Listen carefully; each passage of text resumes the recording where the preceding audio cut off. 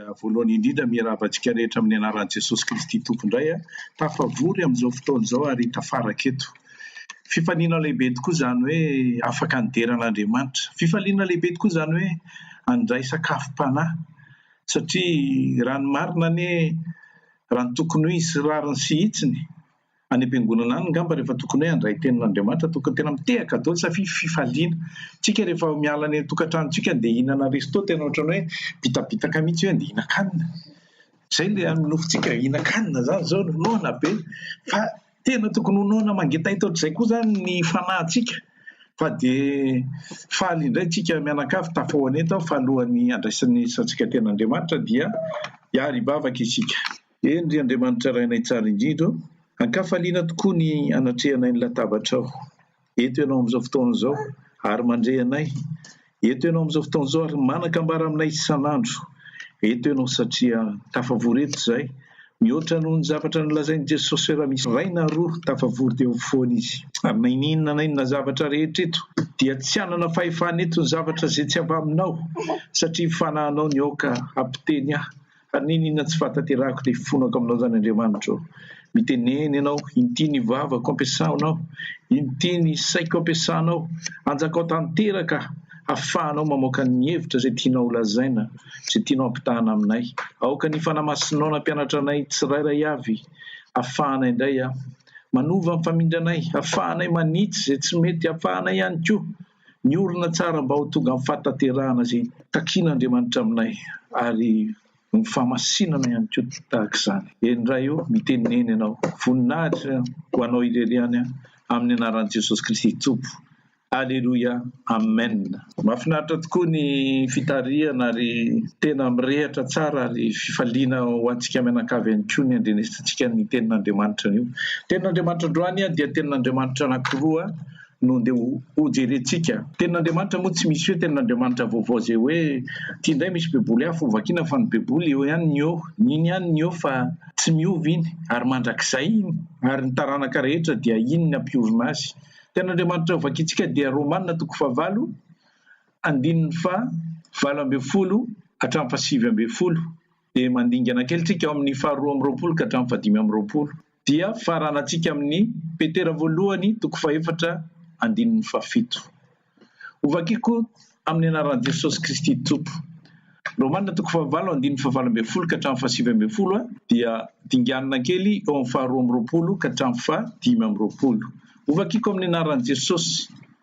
Fataoko fa ny fahoriana amin'izao andro ankehitriny izao dia tsy tokony ho arina amin'ny voninahitra izay iseho amintsika. Fa izao zavatra ary rehetra izao dia samy maniry fatratra ka miandry ny fampisehoana an'ireo zanak'Andriamanitra. Fa fantatsika fa izao zavatra ary rehetra izao dia miara misento sy miara marary toy izay efa hiteraka mandraka ankehitriny. Ary tsy izany ihany, fa isika koa na dia manana ny voalohany vokatry ny fanahy aza, isika dia misento ato anatintsika miandry ny fananganana anaka dia ny fanavotana ny tenantsika. Fa ny fanantenana no namonjenantsika nefa ny fanantenana hita dia tsy mba fanantenana intsony. Fa ahoana no mbola antenaina ny olona izay efa hitany, fa raha isika manantena izay mbola tsy hitantsika dia miandry amin'ny faharetana. Petera 1:4-7. Fa tongotra ny faran'ny zavatra rehetra koa endreka mahonona tena amin'ny fivavahana. Amen. Zany tenin'Andriamanitra zany indray ry hava-malala no entintsika angalana fitaridalan'ny fanamasina. Ahafahantsika indray miorina bebe kokoa amin'ny fanarahana ny torolalana sy ny toromarika izay apetraky ny Tompo amintsika. Zavatra lehibe ny ao anatin'izany tenin'Andriamanitra zany satria hoe ao anaty fahoriana izy asianao, ao anatin'ny fisetroana izy asianao mandrapotra ny Jesosy Kristy eny amin'ny rahoan'ny lanitra. Mety hiteny ianao angamba hoe fangamo ny zanak'Andriamanitra tsy tokony tsy hijalona, tsy tokony hoe mandresy foana. Dia hiteny aminao hoe i Paoly dia nampahery an'ny mpianany any amin'ny Asan'ny Apôstôly 4:20 any, 2:20 dia milaza hoe nampahery an'ny fanahin'ny mpianany i Paoly raha nilaza hoe amin'ny fahoriam-be no hidirantsika amin'ny fanjakan'ny lanitra. Amin'ny fahoriam-be. Ary mazava tokoa izany satria ao anatin'ny karazam-pahoriana isika amin'izao andro farany izao. Amin'izao andro farany zao tsika dia misy ny atao hoe karazam-pahoriana voalazan'ny Paoly any Timoty faharoa toko fahatelo ainao tsenjery andininy voalohany aoko fantatrao fa ao amin'ny andro farany dia isy andro mahory. Ao anatin'ny fahoriana tokoa isika. Mahita ny karazana aretina be dia be, mahita ny karazana fijaliana be dia be. Kanefa ny fanantenantsika dia hoe ny famonjena efa azonao raha atenainao efa hitanao ilay famonjena, fa ilay tena famonjen-dehibe dia ilay fanavotana ny tenanao. Satria tadidio tsara fa isika rehefa nandray an'i Jesosy dia ny fanahintsika no vaovao, ny fanahintsika no régénéré, fa ny nofontsika mbola io ihany. Fa miandra ilay fahaterahana fahatelo isika. Iny ilay fanazavako tamin'ny herintaona, tamin'ny roa taona hoe misy fahaterahana anankitelo izay iainan'ny zanak'olombelona. Fahaterahana naturely ianao ilay zavatra niteraka nateraky ny reninao.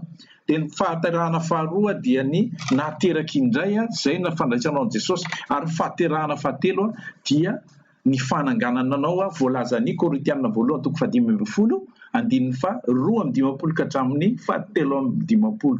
1 Corinthiens 15 verset 52 à 53 izay milaza hoe amin'ny indray mpimasy dia ovana le tenantsika mety loha tia le vatantsika, zay le fahaterahana. Ovana tsy mety loha intsony, zay no vao afaka karina any an-danitra satria nofa mandrao izy tsy mandova n'inona fanjakan'ny lanitra. Averiko indreo mandeha tsika olombelona dia misy ny atao hoe fahaterahana intelo.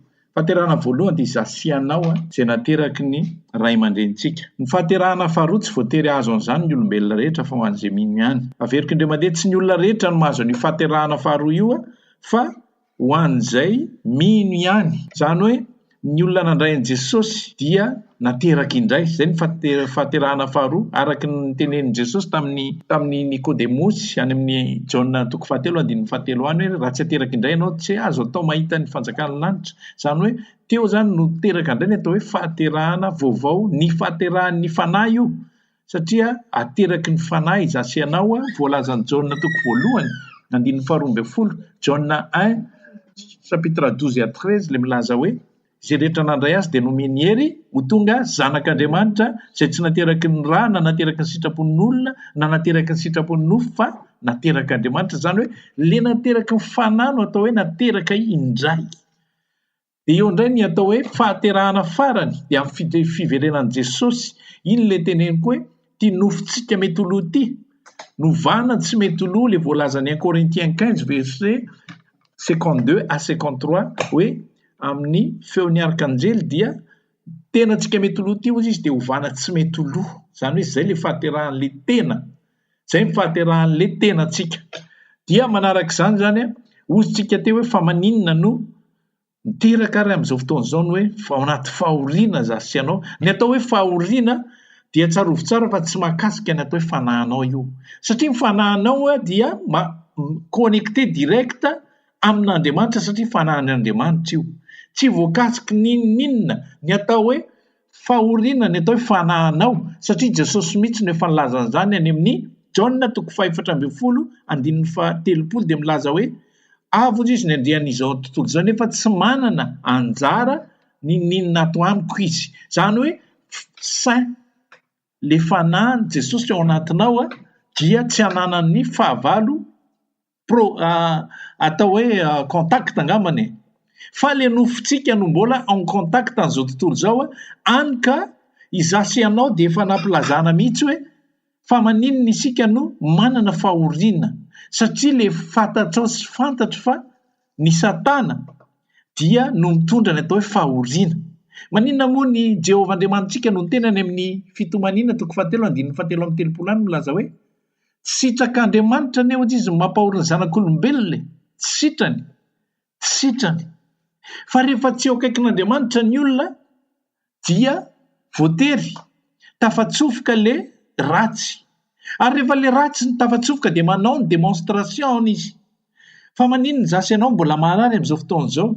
Tadidio tsara ny resaky Jehova tamin'ny Satana tamin'ny andron'ny Joba. Joba toko 2:9 dia nilaza an'izao izy hoe io ary ozy izy ny no azaky tiana fa esoriko ny fiarovana azy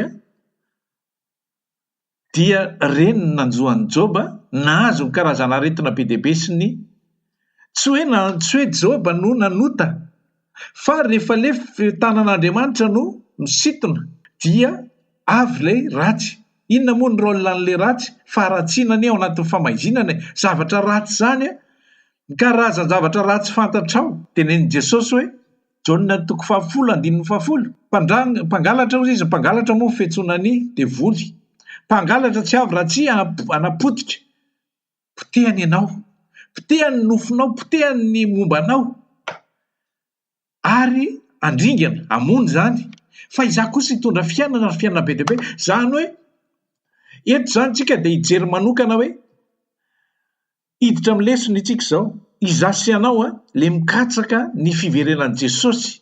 Mandritra izany fotoana izany dia efa mampitandrina sahady ny tenin'Andriamanitra hoe aza taitra ianao fa tsy maintsy hisy fizahan-toetra sy zavatra maro izay fahoriana maro tsy maintsy hianjady amintsika. Tsy maintsy io. Aza manameloka tena hoe nanota ve za tamin'ny androny ianao tsy nandrain'i Jesosy no nanota ianao matoa marary. Averiko indray mandeha tamin'ny andron'ny Ancien Testament, Andriamanitra rehefa hikapoka ny olona dia mandefa ny atao hoe aretina. Fa rehefa manantona azy ny olona dia manasitrana ny atao hoe aretina izy. Raha vakitsika ny any amin'ny Exodosy 23:5-20. Exodosy 23:5-20 dia milaza hoe manompoan Jehova dia hitahany ianao izy ary hositrany ny aretinao. Rehefa tsy eo amin'Andriamanitra ny olona anankiray tsy manompo an'Andriamanitra dia miditra ho azy ho any Satana, miditra ho azy manodidina ny fiainany ny atao hoe Satana ary mitondra fikotranana maro, mitondra karazana aretina maro. Inona moa ny zavatra nanjoan'ny Davida any amin'ny Salamo 5:7 any, Salamo 38:3 dia milaza hoe tsisy zay tsy marary ozy izy ny nofoko noho ny fahotako, tsisy zay tsy marary ny tenako noho ny fahatezeranao. Amin'ny andro fahatezeran'Andriamanitra no mahatonga ny aretina zany entin'le Satana. Entin'ny Satana satria iny no atao hoe ampahorin'ny kreaturan'Andriamanitra. Zao nefa ny tenin'Andriamanitra dia milaza any amin'ny 1 Jean 5:19 dia milaza an'izao hoe isika dia avy amin'Andriamanitra ary izao tontolo izao izy dia mipitoetra eo ambonin'ilay ratsy avokoa. Dia ala vao tsara an-tsaina ange zany mipetraka eo ambonin'ilay ratsy avokoa. Tsika nefa eto amin'izao tontolo izao dia tadidio tsara hoe andairany misy aretina ve ianao, misy karazana marary mitonga ve aminao. Misy zany satria zasy ianao eo amin'ilay toetra eo ambonin'ilay ratsy, eo ambanin'ny fifehezan'ilay ratsy le zao tontolo izao ty. Dia ny zavatra tiana horaisitsika androany dia hoe tsika zany misy aretina. Maninona mbola marary zasy ianao? Nefa Jesosy zao raha no niteny. Jesosy zao rehefa mivavaka alohany andehananao any an-danitra anatona ny rainy, anatona ny Jehovah ray ody any aminy, dia zao ny zavatra lazainy. Jaonina 7:10, Jaonina 7:4 dia zao ny zavatra no lazainy Jesosy tamin'izany fotoana izany. Efa nankalazanao teny ambonin'ny tany aho ary vitako ny asa nampanaovinao ahy. Vitako ny asa nampanaovinao ahy. Ao anatin'izany zavatra rehetra zany dia mifono zavatra ngeza be zany hoe vitako ny asa nampanaovinao ahy. Inona moa no tena ikonfirmentsika raha fa nahavita ny asany izy teo amin'ny azo fijaliana. Jaonina 7:17 dia milaza hoe rehefa nanomena an'ilay vinegry Jesosy dia nanondrika ny lohany izy dia nilaza hoe vita.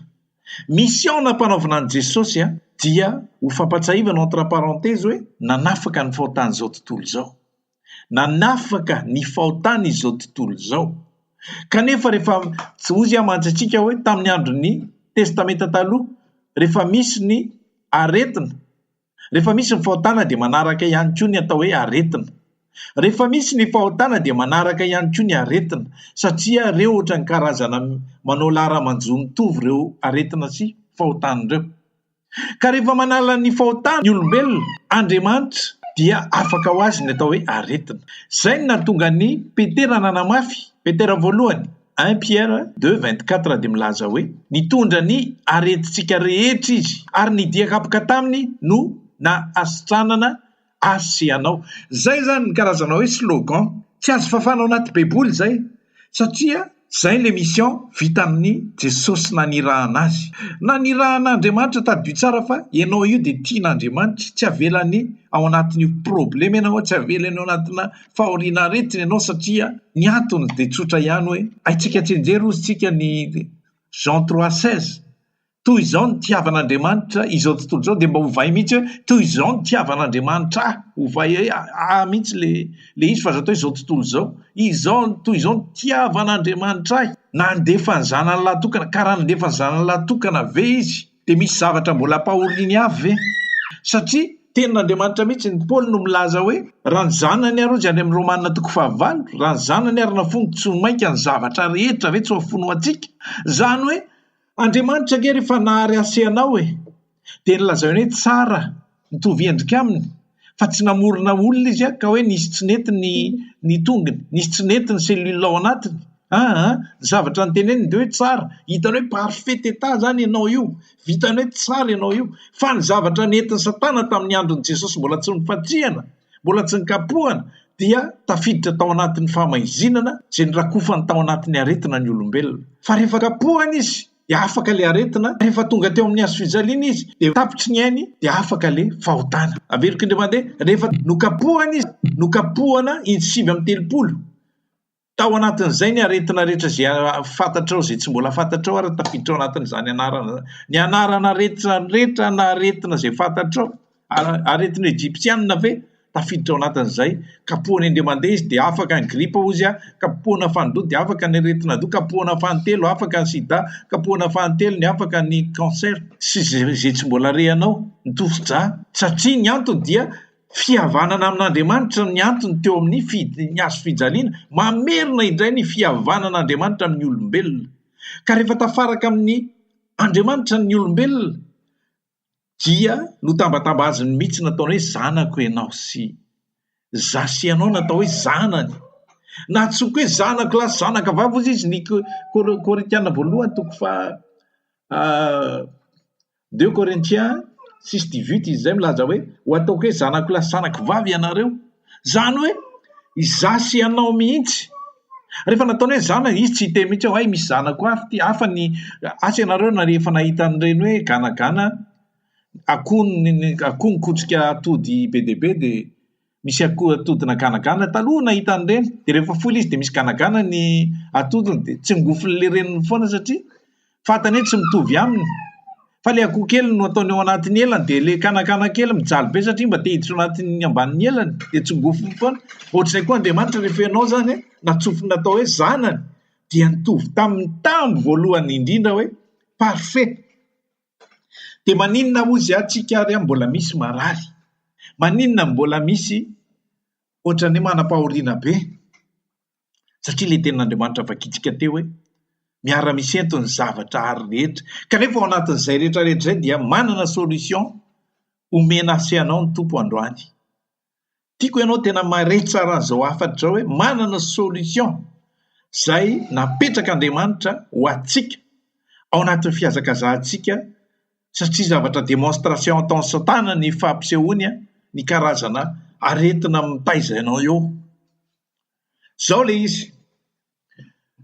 Fampitahana tao anaty baiboly no zavatra mitranga amiko sy aminao amin'izao fotoana izao.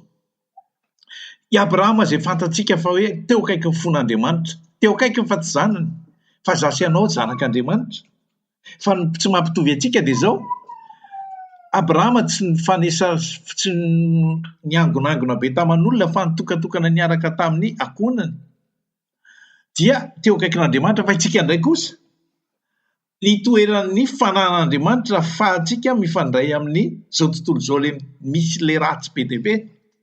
Dia tsy maintsy misy pollution na tiatsika na tsy tiatsika. Misy pollution tonga voakasika zasy ianao virusny aretina izay hoentina izao tontolo izao. Rehefa mandeha ny tantara dia izao, mandeha mankany amin'ny dokotera ianao, voaka daholo ny bilan isan-karazany, voaka daholo ny ordonnance maro be, marary ny tisy zany, isaorana azy zany, fa hatreo ihany ny fatakarany sainy, satria olona ihany izy. meny ny karazana ordonnance ianao, meny ny karazana bilan ianao izao daholo ny zavatra manjoanao. Izasy ianao dia nitovy amin'ny Abrahama nefa. Andriamanitra ny tenin'ny vatana tamin'ny Abrahama tany amin'ny Genesis 7:7.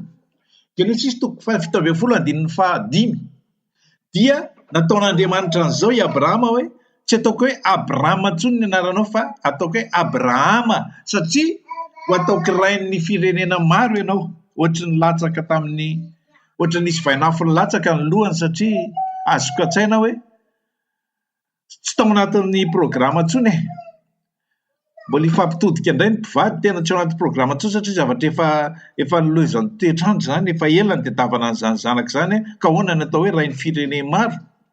Any Abrahama ka any amin'ny 7:7. Genesis 7:7 dia inona ny zavatra réaction ny tsiky kely izy, ohatra maneso ny tsiky kely izy, ary dia nanontany ny tenany hoe zany efa 100 taona dia ahoana no atanterahany zany? Raha za tsy teo amin'ny toerany ary mety tonga dia ohatsy ka janony ihany zany fa tsy mety intsony nahita nandeha hitantana nisy anatitra n'iny any am-pianarana ary mezan'ny olona eo voatery atao hoe zafy kely na atao hoe zafy afy mihitsy aza.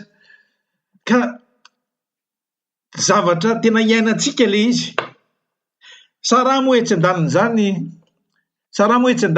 any amin'ny Genesis 7:2 dia milaza hoe ny ome mihitsy.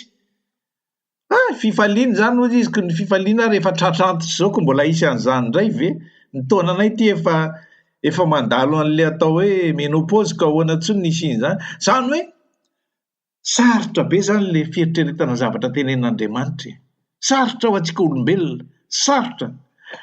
Androany te hampatsiahy azy sy ianao hoe rehefa mandray ny bilan tsika sy ianao, mahavantana antsika indrindra dia hoe voa tovy mihitsy ka antsika amin'ny Abrahama ary maha olombelona antsika izay. Tonga dia mijery zany Abrahama hoe nisy jery ny siansa efa tapitra hatreo ny production, tapitra hatreo ny machine, tapitra hatreo ny fitombon'ny miarikareina fahobe. Fa ny an'Andriamanitra tsy izay, rehefa izy no miteny dia tsy maintsy tanteraka. Ahoana ozy izy? Aza mieritreritra ny zavatra hita masinao ianao ozy izy fa zavatra lazaiko ny inoy, satria ny fisainantsika kely dia kely fa ny fisainan'Andriamanitra mihoatra noho le fisainan'olombelona, araka ny voalazany Isaia 55:8 hoe tahaka ny avy n'inona ozy lanitra sy ny tany, ny avy ny fisainan'ny olombelona sy ny fisainan'Andriamanitra. Ny Andriamanitra zany mbola possible, fa ny olombelona hoe tsy possible. Androany te hiteny aminao hoe inona zany ny lesona. Misy lesona lehibe tena tsara be mihitsy hoe nampianarina izay nataon'ny Abrahama tamintsika. Androany ianao mandray ny bilan, tsy ratsy izay fa mahatsara zavatra hoe fantatrao zany hoe ay ve misy an'izay kanefa ny taratasy efa napetraka ny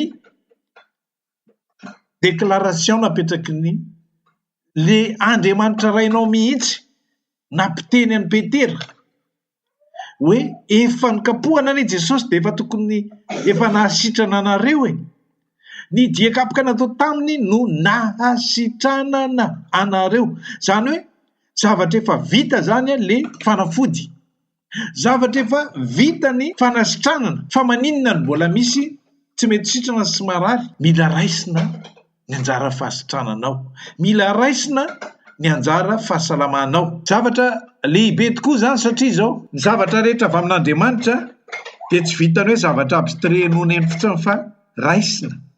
Ary fomba fandraisana azy dia amin'ny finoana sy ny fisaorana. Zay ny tenin'Andriamanitra amintsika hoe raisina amin'ny finoana sy ny fisaorana zavatra izay voasoratra. Inona no nataon'ny Abrahama? Satria za sy ianao zany miatehatra amin'ny zavatra hitantsika amin'ny siansa. Ny olombelona miteny hoe cancer tsy mety ho sitrana satria tapitra hatreo ny anjarany. Tapitra hatreo ny anjarany dia vita teo zany ny siansa, tsy afaka manao mihoatra an'izay. Jesosy mihitsy no niteny, Jesosy no niteny amin'ny Lioka 9:20, Lioka 9:7 hoe zavatra tsy hain'ny olona dia maninona ozy? Hain'Andriamanitra. Ny olombelona nampotranao hoe vony cancer ianao, vony diabety ianao, vony tsy afaka sitranana ntsony ianao fa amin'Andriamanitra tsy izay satria nen'Andriamanitra dia mipetraka foana ny teniny hoe Jérémie 32:27 dia milaza hoe izaho no Andriamanitra ny nofo rehetra, moa misy zava-mahagaga izay tsy haiko va. Rehefa mipetraka tamin'ny Abrahama izany teny izany dia inona ny zavatra nataony? Romanina 4:20. Tsy nihanahana tamin'ny teny izay rehany izy. Ny olona mihanahana dia manontany tena hoe ahoana no mba possible an'izany? Sao dia mba resabe ity. Tsy anjaranao le miasa fa n'Andriamanitra miasa fa anjaranao mihitsy. Tsika hoe le zavatra rehantsika eto amin'izao tontolo izao tadidio tsara fa démonstration ataon'ny Satana. Fa ny zavatra fantatsika dia izao hoe ny antsika anie ny fanasitranana antsika efa vita tany aloha efa 2000 taona lasa efa vita anie izany. Fa ahoana no nataon'ny Abrahama ho raisintsika lesona ary? Izao ny zavatra voalaza ny Romanina 4:20 milaza hoe tsy nihanahana tamin'ny teny izay reny izy fa ny deran'Andriamanitra izay mamorona ny tsy misy ho isy. Averiko indray mandeha tsy nihanahana satria tsika rehefa mare an'le teny hoe diakapoka taminy anefa efa nahasitranana anao dia hoe za reto mare an'le tena hoe marary. Tsy nieritreritra n'le zavatra hita maso izy, tsy nieritreritra n'le tena n'le fa tsy miteraka ntsony izy. Fa ny zavatra nataony dia inona nataony? Nideran'Andriamanitra izay mahay mamorona ny tsy misy ho isy. Izaho sy ianao koa izay ny tokony ampianarina antsika hoe manoloana ny zavatra misy eo amin'ny fiainanao dia fantatra hoe Andriamanitra mahay ny zavatra rehetra, Andriamanitra mahay manasitrana anao, Andriamanitra mahay manova ny maizina ho mazava eo amin'ny fiainanao. Anio ianao raha ohatra ka mandalo fotoa tsara, tsy voatery ho aretina izany, eto aretina ihany koa, dia tadidio tsara. Ten'Andriamanitra hoe nampahoriana izy mba hahatonga antsika hanana fifaliana. Izany hoe izay rehetrarehetra tokony natao tamintsika natao taminy. Fa antsika izany mandalo fotsiny anehoana ny voninahitr'Andriamanitra, anehoana n'le fahamarinan'ny tenin'Andriamanitra. Avela marary ianao mba ho hita marina ve ny tenin'Andriamanitra hoe fa sitrana teo amin'ny diakapoka natao tamin'i Jesosy. Inona ny zavatra nytenenin'i Jesosy? Jaona 1:7. Jaona 1:7 dia milaza hoe raha ino ianao izy dia ho hitanao ny voninahitr'Andriamanitra. Raha ino ianao? Izay nge le nahatonga azy ny teny any amin'ny Marka 7:17. Marka 7:17 izy dia milaza hoe rehefa le natsoina le misy an'le tovolahy kely demoniaka dia natsoiny Jesosy. Dia ny zavatra nytenen'le papan'le ankizilahy hoe ainao ve? Dia ny zavatra nytenin'i Jesosy any amin'ny 7:17 dia nilaza hoe ainao hainy mino ny zavatra rehetra. Izany hoe rehefa mino ianao dia hain'Andriamanitra ny mahatanteraka izany eo amin'ny fiainanao. Amin'ny andro mandalo fotoan-tsarotra tsy fisimbola ianao, tadidio tsara fa ny fisimbolanao tsy lehibe noho le Andriamanitra ao anatinao. Le Andriamanitra ny ao anatinao afaka mamaha ny olanao. Le Andriamanitra ao anatinao lehibe no ny problemanao. Problemanao dia ozy mantsika hoe afafin'le Satana satria tsika eo amin'le fiainana ambanin'ny emprise ny devoly izany nyzao iainantsika izao. Dia tadidio tsara le teny hoe 1 Jean 4:4 dia hoe isika dia avy amin'Andriamanitra, ny ao anatintsika lehibe no itsika efa nandresy izao tontolo izao satria lehibe ny ao anatintsika no izay eo amin'izao tontolo izao. Izaho sy ianao izany dia mandresy ny tokony ozy noho ny tenin'Andriamanitra fa tsy noho izaho, fa noho ny tenin'Andriamanitra tsy noho ianao, fa noho ny tenin'Andriamanitra noho tsika no ahafahantsika mandray. Fa mitovy foana angely izy taiza ianao no nilazana hoe nivonjena. Nga nisy nanatrika an'i Jesosy Kristy tao amin'ny hazo fijaliana ka nilaza fa hoe hitako fa tena voavonjy tokoa fa tena teo akaikiny ahako. Tsisy afaka nyteny an'izany fa ahoana ny namantarana? Dia voalaza n'le Efesianina 2:9 hoe fahasoavana ny namonjena anareo tamin'ny finoana fa tsy noho ny asanareo. Io zany le hoe tsika zany finoana daholo ny andraisantsika zavatra izay efa vita tamin'ny tany aloha tany, finoana no andraisantsika an'ireny. Dia le finoana dia fisaorana. Le Marka 2:12 le milaza hoe ninona nangatanareo dia minofy efa azonareo izany. Izany hoe tsika efa azontsika daholo ny zavatra rehetra izay mety mandalo eo amin'ny fiainantsika eo tsy vovao amin'Andriamanitra koa ny aretinao, tsy vovao amin'Andriamanitra ny fisiany zavatra misy eo amin'ny fiainanao fa ny ataonao dia misaotra azy, midera azy ianao satria efa vita ny fanasitranana anao, midera azy ianao satria efa niady ho anao izy. Rehava malalo amin'ny tompo, inona moa ny antony ifampahirezantsika amin'izany zavatra izany? Mandalo aretina za, mandalo aretina ianao, dia antiako tenenina hoe tsy ny aretina ino entin'Andriamanitra ikapohana anao, tsy akory. Andriamanitra tsy manabedy anao amin'ny alalan'ny aretina toy ny nataony tamin'ny testamenta taloha. Andriamanitra rehefa hiteny anao dia ninona ny tenenana anao? 2 Timothée 3:16 ny teny rehetra izay avoakan'ny alokan'ny vavan'Andriamanitra hoentiny anitsiana izay diso hananarana, fa tsy ny teny izy ny aretina rehetra hoentin'Andriamanitra ikapohana anao mba hananarana anao. Tamin'ny andron'ny testamenta taloha izy an'izany. Any amin'ny Joba 36 verset 15 dia milaza hoe ao anatin'ny fahoriany ny pitsihan'ny sofiny mba hibebaka izy. Fa tsika tsy izay intsony, fa ny antsika zavatra hafa mihitsy hoe tsika ny tenin'Andriamanitra no anitsiany antsika. Ary maninona natao hoe na dia efa niteniny izy hanasitrana, satria Jesosy Kristy ilay teniny entina tonga nofo tetỳ tany dia efa nahavita an'ilay misiona izy, dia izay no nahatonga azy ny teniny amin'ny Jaona 17:4 lazaintsika teo hoe efa vita ny misiona mpanaovinao ahy, efa vitako. Nisy narary be dia be ny ambony tany, satria maninona natao an'izany? Izay rehetrarehetra nandehanan'i Jesosy tamin'izy tetỳ tany dia tsy maintsy manasitrana, miditra sinagoga izy dia tsy maintsy manasitrana, mandeha eny amin'ny-dalabe izy dia tsy maintsy manasitrana, izany hoe mpanasitrana izy. Kanefa tsy voary voatety daholo izao tontolo izao ka hoe hositraniny daholo, fa indray mandeha nataony tsy miverina dia nikapohana teo amin'ny hazofijaliana izy, dia nentina nahasitranana izao tontolo izao izay mino azy voninahitra ao an'Andriamanitra ireny. Hivavaka isika, misaotranao izay Andriamanitra raha mbola nandre indray ny teninao, mbola nentinao indray nampahirezana tamin'ny alalan'ny teny izay nampitondrahanao. Mahatoky izay fa mbola kely ny finoanay ary mino izay fa ianao Andriamanitra mihitsy ilay nametraka amin'ny finoana ao an-tananay no hampaheranay ary hahatonga anay hifantoka bebe kokoa amin'ny asa-pamonjena sy ny asa-panasitranana vita teo amin'ny hazo fijaliana izay nataonao tamin'ny alalan'i Jesosy. Voninahitra anao Andriamanitra, aoka ny teny rehetra izay rehanay tsy hivoaka fotsiny ary tsy ho andeha verimaina fa hisy vokany, ary mba tsy toy ny nenonay teto ny voahanay isarahanay fa kosa samby handray ny anjara lova dia ny fahafahana ny fahalitoana ary indrindra ny fanasitranana izay lova faharoa izay nataonao teo amin'ny hazo fijaliana tamin'ny alalan'i Jesosy. Amin'ny anaranao Jesosy Kristy Tompo sy Mpamonjy no hanonana izany vavaka izany, misaotra raha eo. Amen.